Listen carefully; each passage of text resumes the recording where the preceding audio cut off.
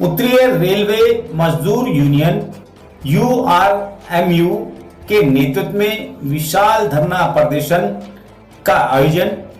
विद्युत लोको सेड गाजियाबाद में शाखा अध्यक्ष विक्की कौशिक व शाखा सचिव आलोक प्रकाश शर्मा की अगुवाई में किया गया, जिसमें मुख्य अतिथि BC शर्मा, राष्ट्रीय महामंत्री URMU व SN मलिक, केंद्रीय अध्यक्ष, साथ ही मंडल मंत्री दिल्ली डिवीजन के रमनीक शर्मा भी इसमें उपस्थित हुए।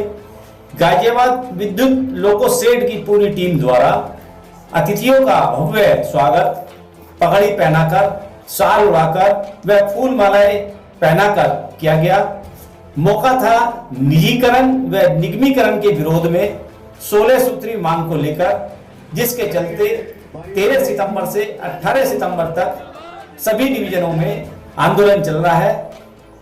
देखा जाए तो सरकार कहीं ना कहीं रेलवे के निजीकरण और निगमीकरण को करने की फिराक में है, जिसके विरोध में भारत सरकार को आंदोलन के माध्यम से अवगत कराना था। देखते हैं NPT न्यूज इंडिया की यह विशेष रिपोर्ट। विद्युत लोको सेड गाजियाबाद। जनरल सेक्रेटरी उत्तरीय रेलवे मजदूर union, joint general secretary national federation of Indian railway में। ये भारतीय रेलवे के अंदर 13 सितंबर से लेके 18 सितंबर तक एक विरोध सप्ताह हम मना रहे हैं। जो पोस्टर द्वारा हमने मांगे जो है रखी हैं, उसमें हम ये कहना चाहूँगा कि भारतीय रेलवे एक ऐसी संस्था है जिसका कोई मुकाबला नहीं है। और इस कोरोना के अंदर जब मार्च 2020 में कोरोना अनाउंस हुआ, भारतीय रेलवे बंद नहीं हुई। भारतीय रेलवे का चक्का चलता रहा और तमाम कर्मचारी हर कैटेगरी के, चाहे इस शेड से इंजन निकालना हो, डीजल शेड से इंजन निकालना हो, या कैरेज का स्टाफ हो, SNT का स्टाफ हो, मतलब हर आदमी स्टेशन का स्टाफ हो, गाड़ी को चलते रखा। उससे उनको बहुत सारे 3000 हमारे रेलवे कर्मचारी भारतीय रेलवे के अंदर जिन्होंने कुर्बानी दी, उनके परिवार ने कुर्बानी दी, जो आज इस दुनिया में नहीं है। और उसके बावजूद भी किसी भी कर्मचारी ने ये नहीं कहा कि कोरोना के कारण हम ड्यूटी नहीं जाएंगे। इसमें 1225 टन के करीब मिलियन टन हमने गुड्स का ट्रैफिक, पार्सल का ट्रैफिक रेलवे को अर्न करके दिया तमाम रेलवे कर्मचारियों ने, भारतीय रेलवे के कर्मचारियों में, जिसके अंदर नॉर्दर्न रेलवे का एक अहम रोल है, जिससे रेलवे को अर्निंग होती है। जो हमारा अभी अक्टूबर में प्रोडक्टिविटी लिंक बोनस मिलेगा, इसी के आधार पे मिलेगा।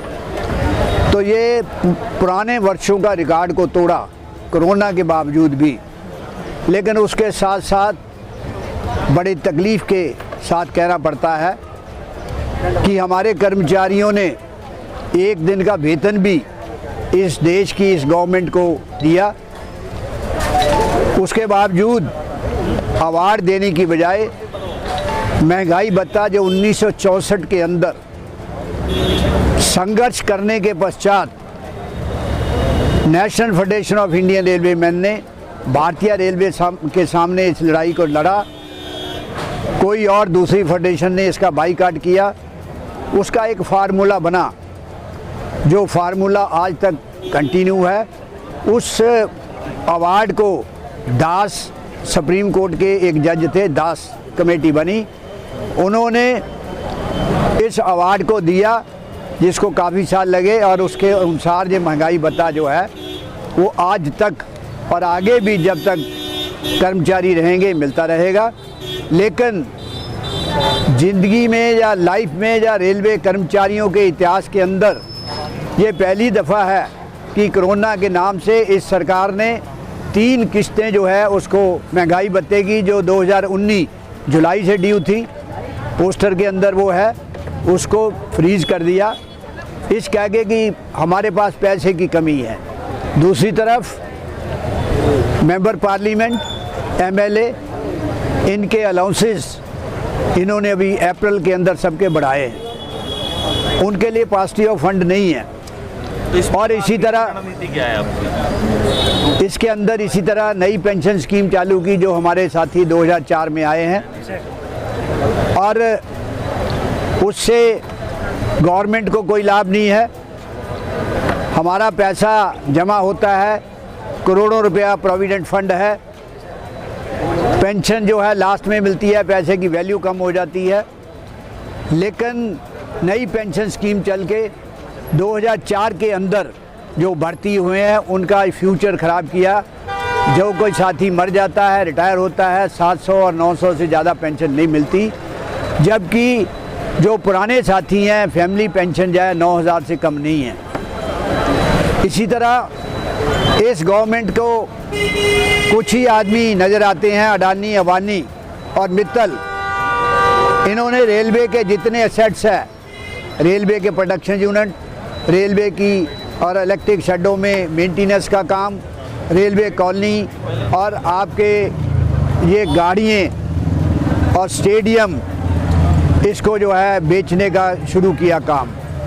इससे पहले बोर्ड ने, पीयूष गोयल जी ने कोशिश की थी कि जो इलेक्ट्रिफिकेशन जिसके द्वारा गाड़ी चल रही है इसको भी सेल आउट करने की कोशिश की थी, जिसका हमने विरोध किया, वो सेल आउट नहीं हुए। तो इस तरह की जो हमारे साथी हैं जो काम कर रहे हैं, आज उनका फ्यूचर नहीं है। आज 46 करोड़ इस देश का जो युवा है वो बेरोज़गार हो चुका है, और रिक्रूटमेंट जो रेलवे में होती थी उसको मिनिमाइज़ कर दिया है। जो पोस्टें खाली होती हैं उसको सरेंडर कर रहे हैं, कॉन्ट्रैक्टर के द्वारा काम करा रहे हैं, कॉन्ट्रैक्टर की लेबर को भी जो है पूरा वेतन नहीं मिलता। तो इन तमाम बातों को लेके हमने पूरे भारतवर्ष के अंदर इंडियन रेलवे में ये रोष प्रकट हो रहा है, और इससे हमारा काम नहीं चलेगा। मैं आपके द्वारा इस गवर्नमेंट को आगाह कर रहा हूँ कि अगर गवर्नमेंट नहीं जागी तो हमें हर मेंबर पार्लियामेंट का घेराव करेंगे, हम हर एमएलए का घेराव करेंगे। और मैं साथियों से भी कहूँगा कि आने वाले ये उत्तर प्रदेश में इलेक्शन हो रहा है, जो अपने मैनिफेस्टो के अंदर ये कहे कि 2004 और उसके बाद के कर्मचारियों को हम नई पेंशन की जगह पुरानी पेंशन देंगे, उसी को पार्टी के साथ दें, चाहे बीजेपी हो या कोई हो, वो बाकियों का साथ ना दें। तो ये इसलिए ये आज का जो आयोजन है, इलेक्ट्रिक शेड के बाद गाज़ियाबाद की तीनों ब्रांचों ने और मेरठ ब्रांच ने मिलके इसको किया है। आज लास्ट डे है, तो आप लोग मीडिया वाले हमारी बात को पहुँचाएँ। इस देश की सेवा केवल रेलवे कर्मचारी ही कर रहे हैं, दूसरे कर्मचारी भी कर रहे हैं। कोरोना के अंदर कोई ठेकेदार नहीं हुआ, कोरोना में जो है सिर्फ रेलवे आगे आई, ठेकेदार कोई नहीं आया, ठेकेदार कोई नहीं मरा, रेलवे कर्मचारी बने हैं।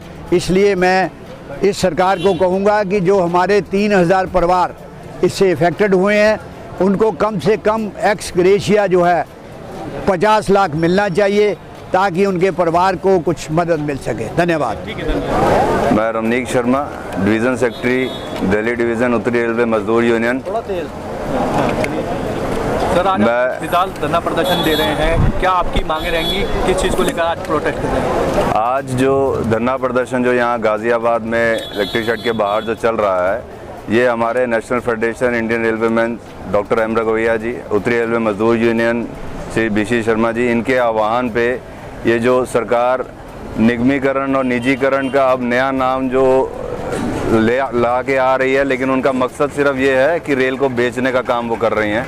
उसके विरोध में ये पूरे भारत में जो है रेल में सारी जगह चल रहा है। 126 ब्रांचें हमारी नॉर्दर्न रेलवे की जो हैं वहाँ पे चल रहा है, 26 ब्रांचें मेरी दिल्ली डिवीज़न की हैं। उसी में ही आज जो है ये पूरे सप्ताह का विरोध यहाँ पे चल रहा है। तो सर, क्या क्या आपकी मांगे रहेंगी सरकार के खिलाफ जो आप प्रदर्शन कर रहे हैं? हमारी सरकार के खिलाफ ये है कि जो आप मुद्रीकरण का नाम जो दे रहे हैं, आप मुद्रीकरण से ही इसको निजीकरण और निगमीकरण का जो कर रहे हैं, उसमें हमारा ये विरोध है इसमें कि आप अगर देखेंगे इस कोविड के दौरान 1.5 साल में सिर्फ और सिर्फ काम करा है तो इस देश की अखंडता को बचाने के लिए रेल कर्मियों ने काम करा है। उसमें चाहे ऑक्सीजन की कमी हो तब भी, चाहे मेडिसिन की कमी हो तब भी, चाहे कोई भी खाद्य पदार्थ भी पहुंचाने की हो तब भी रेल कर्मी आगे रहा है।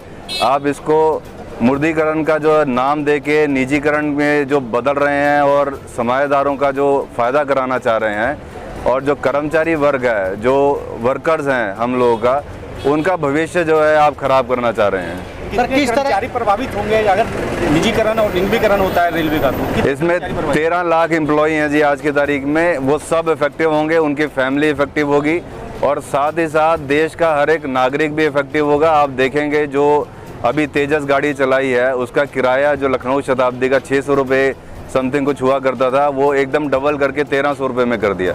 इसका इफेक्ट सिर्फ रेलवे एम्प्लॉय को नहीं पड़ेगा, पूरे देश में, भारतवर्ष में हर एक नागरिक को भी पड़ेगा। देखा जाए तो NFIR, URMU यूनियन जब भी कोई अपनी मांग की बात होती है तो चक्का जाम करने की बात करती है, लेकिन इस बार ऐसा नहीं हुआ इस हफ्ते के अंदर, ऐसा क्यों? देखिए, चक्का जाम करना एक विकल्प हमारे लिए हमने आखिरी में रखा है। अगर सरकार मजबूरन हमें इस मोड़ पे लेके आएगी तो हम उस पर पीछे हटेंगे नहीं, चक्का जाम भी करेंगे। लेकिन हम भी सरकार को बारी बारी यही आश्वासन दे रहे हैं और उनको एक हिंट दिया जा रहा है कि जिस प्रकार आज किसान सड़कों पर है, आप मजदूरों को मजबूर ना करें, हमें भी सड़क पर आने के लिए। सर, निजीकरण के मुद्दे पर सरकार का ये कहना होता है कि निजीकरण से फ़ायदा होगा कर्मचारी को भी, डिपार्टमेंट को भी, विभाग को भी, और कार्य क्षमता बढ़ेगी। जो अब लोग कर रहे हैं काम, वो कार्य दक्षता अच्छी नहीं है। देखिए, निजीकरण का जो सरकार का व्यू है, मैं सरकार का ही बता दूं। अभी जब तेजस चली थी पिछले साल, तेजस के एक दिन पहले इन्होंने IPO लॉन्च करा था IRCTC ने, और जब उसके बाद आज की तारीख में देखेंगे आज तेजस कहाँ है, क्या रहा उस IPO का। तो आज सिर्फ दिखावा और जो कागजी कार्रवाई है सिर्फ वही चल रहा है और कुछ नहीं चल रहा। आप ज़मीनी स्तर पे नीचे जब आएंगे तब आपको सच्चाई पता लगेगी कि क्या हो रहा है। निगमीकरण के नाम पे सिर्फ और सिर्फ चीज़ें बेची जा रही हैं। सब आज यहाँ गाजियाबाद जो है लोकोसेट पायलट में आए हुए हैं, इस धरना प्रदर्शन में शामिल हुए, क्या एजेंडा है आज के धरना प्रदर्शन? उत्तरी रेलवे मजदूर यूनियन द्वारा आज 13 तारीख से 18 तारीख आज गाजियाबाद में इसका हम समापन करने आए हैं। हमारी विशेष मांगे जो हमने आपको पोस्टर के द्वारा सब बता दी, मंत्री ने और डिविजनल सेक्रेटरी ने दिल्ली में बताया, वो ठीक है, लेकिन मैं खासकर रेलवे कर्मचारियों के परिवार के बारे में और इन सब साथियों के, जैसे कभी साथी ने बोला आपको क्या नुकसान होगा, नुकसान तो हमें हो ही रहा है। जब से बीजेपी सरकार आई है, इन्होंने किसी भी कर्मचारी के बारे में कोई विशेष योजना या कोई ऐसी, खाली प्राइवेटेशन के अलावा और कुछ नहीं कर रहे। मैं भारत सरकार को इस मंच के द्वारा बता देना चाहता हूं कि कर्मचारियों को मजबूर मत होने दीजिए। कर्मचारी अगर है, आपका अकेला रेलवे ही नहीं है, हिंदुस्तान में सब सेंट्रल कर्मचारी हैं। अगर ये विरोध पर हो गए तो आपको हर तरफ से विरोध ही झेलना पड़ेगा। मैं इस मंच के द्वारा आपको बता देना चाहता हूं, रेलवे कर्मचारी एक रीढ़ की हड्डी है। एक रेलवे कर्मचारी ने इस कोरोना काल में, और तमाम देश के नागरिकों से मैं प्रार्थना करूंगा कि इस चीज़ को ध्यान में रखते हुए ये दिन पे दिन जो हमारी सुविधाएं रेलवे के बंद कर दी जा रही हैं प्राइवेट इनको, उनके लिए भी मैं कहूँगा कि आप लोगों को आने वाले वक्त में जो आज 100 रुपये का टिकट ले रहे हैं, 500 रुपये तक का टिकट भी आपको देने के लिए रेलवे को मजबूर करना पड़ेगा। ये सुविधाजनक सुविधा है, जो पुरानी सरकारों ने इसको चलाया है, इसको ऐसे ही चलने दें। और हमारे महामंत्री BG शर्मा जी और डॉक्टर M रघवैया ने हमारे पोस्टों में 18 डिमांड्स दी हैं। कर्मचारियों के लिए DA किस ड्यू है, एरियल्स मिला नहीं है पुराना, जो एरिया 18 में 1900 उससे 21 तक का, जुलाई तक का अभी तक एरियल दिया नहीं है, उस एरियल का नए किस ड्यू है। अभी ताज़ा अभी अगले महीने हफ्ते बाद हमारा बोनस ड्यू है। मैं इन मंदब से आप सबको, भारत सरकार को बता देना चाहता हूँ, हमारी DA की किस्त और कर्मचारियों का बोनस और तमाम एरियल्स हमें दिया जाए। कर्मचारियों में जिस बात का रोष है, एक हफ्ते के धरने प्रदर्शन के बाद 18 सूत्रीय मांग अगर नहीं मानी जाती है तो क्या NFIR URMU का अगला कदम? वो आपको महामंत्री महोदय NFIR और BC शर्मा ने बता दिया। इसके विषय में आगे चलकर हम वर्किंग कमेटी नेशनल लेवल पर बुला के, नेशनल लेवल पर वर्किंग कमेटी डिसाइड करके हम आगे भारत सरकार को इस चीज़ की चेतावनी देंगे, क्योंकि इसके लिए लंबा प्रोसीजर है। हर चीज़ को कागजों में लाने के बाद ही भारत सरकार को हम चक्का जाम करने का नोटिस देंगे। चलिए, ठीक है।